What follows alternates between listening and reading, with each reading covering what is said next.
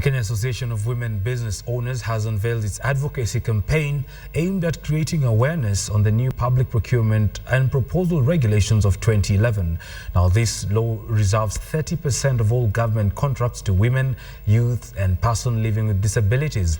Dubbed the Imarisha Biashara, the campaign seeks to mobilize women in business to register their businesses with the National Treasury to the county treasuries and build capacity in anticipation of bidding for 30% of all government tenders worth an estimated 300 billion shillings this financial year.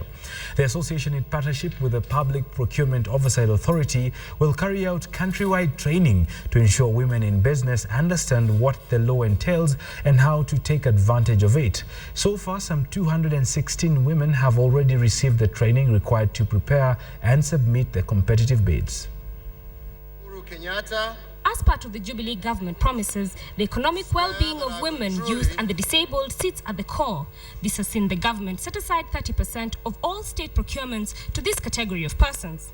The size of this pie is estimated at 300 billion shillings. But even before it starts trickling down, the Kenya Association of Women Business Owners is raising alarm on new clauses introduced by the National Treasury. The Treasury has decided to limit this opportunity to businesses that have less than 10 million in annual turnover a year. The association is also taking issue with some government agencies limiting the 30% stake to small tenders, which they say is equal to discrimination. It would be totally wrong to have any restrictions around these 30%. They are now demanding that the state repeals the rules to allow competition in the procurement process, something that would improve the standards of goods and services provided. You cannot disenfranchise a constituency called women. They must become actively engaged in society, in their national economies. The association is currently undertaking a countrywide campaign dubbed the Imarisha Biashara to mobilize women in business to register with the National Treasury or the county and take advantage of doing business with the state. For years, women, youth and people living with disabilities were deliberately kept on the fringes of the public procurement system.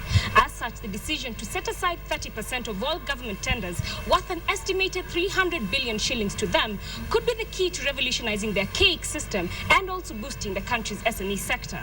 Adelaide Changole, KTN Business.